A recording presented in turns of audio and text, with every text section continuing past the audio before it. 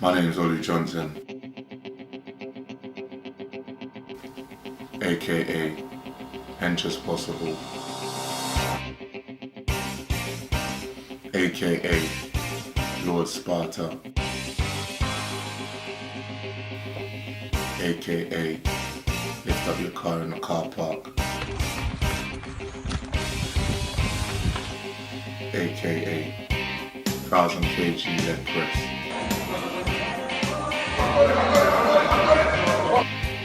aka your workout is our warm-up,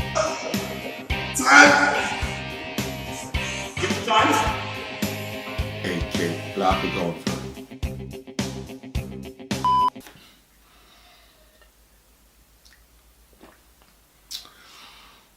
I decided to pull a double-decker bus because I don't know anybody that owns a plane. And I'm not sure I'm strong enough to pull a ship because I can't swim like that. It's real technical. But more than that, it's different. I like to be different. I like to be unique. And I knew I'd end up challenging myself with a double-decker bus.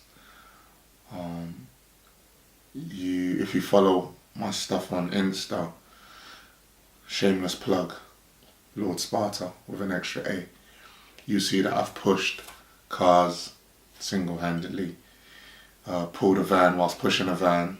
So I had to find a medium or a place where I knew that I'd be really discovering my potential.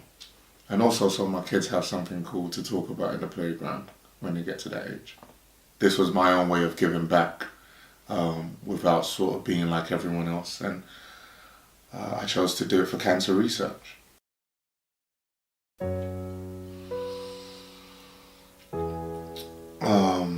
Cancer research because of my mom.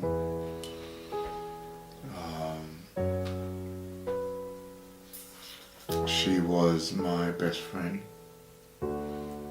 and I'm not ashamed to say that I was a mummy's boy because she had so much love and so much wisdom, and you can't replace a love that keeps on giving despite you never being able to repay it back. She died from cancer, breast cancer to be specific. So I guess cancer research will always have a special place in my heart because they're looking for a solution. I remember the pain. I remember how my whole family was affected, and it became more alive to me how many more people have suffered from it. So if this little exertion on my body can go some distance to helping just one other family not to go through it, then it was worth it.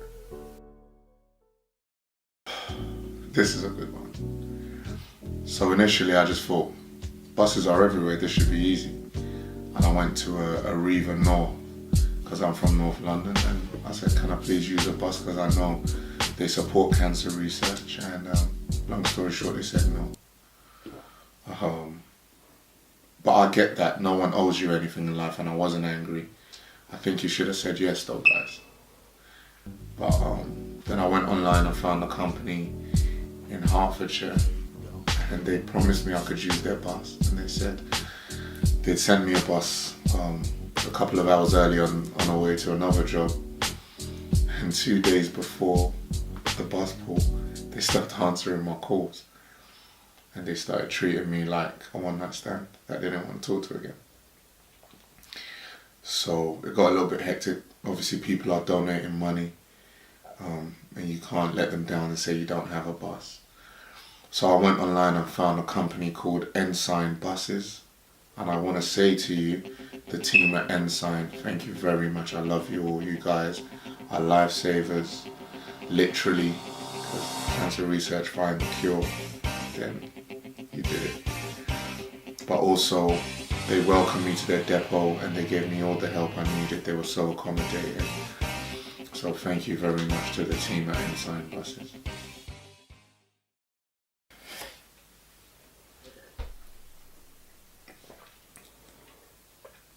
That's how I prepared.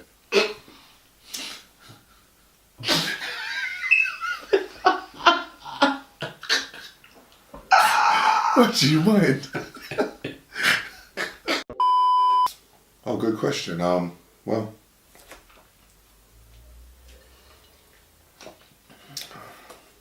that's how I prepared. I'd love to tell you that I did something to prepare, but I think my whole life has been a preparation. As I said, if you follow my journey, I don't compete. I'm not a powerlifter yet. Who knows what the future holds? But I'm strong and I keep pushing myself, and that's my preparation. I didn't do anything. On the record, off the record, can you tell us what's in the drink that helped you prepare for this pool? Let's just say you couldn't buy this drink if you were under the age of 18 and you were in a club.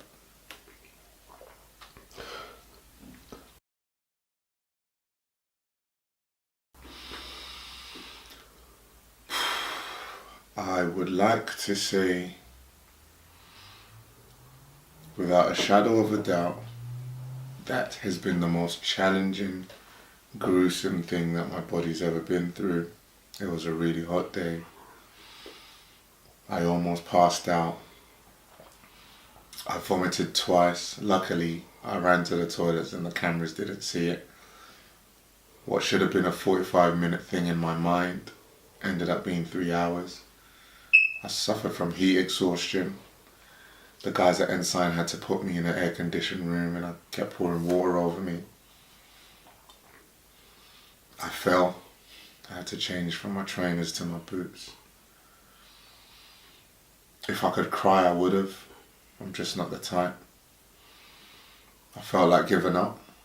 It was close. But you never give up. And honestly, it was painful. I had to wrap cords around my wrists at one point because I didn't feel like I was getting enough momentum or inertia.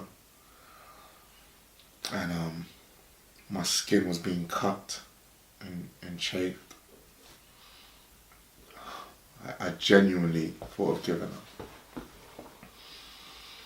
And then it occurred to me that however bad this feels, imagine having cancer.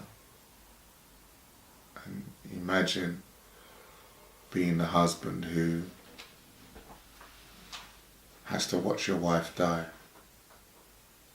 Or imagine the wife who has to plan your husband's funeral with your children.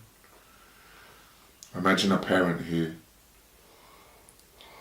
has to go and dress their dead kid, or just know that it'll never be the same. So I didn't give up and I pushed through.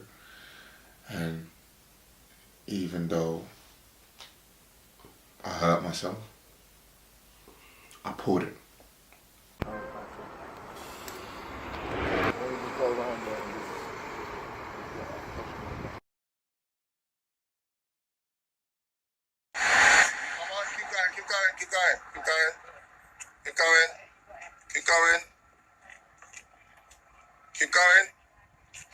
Keep going.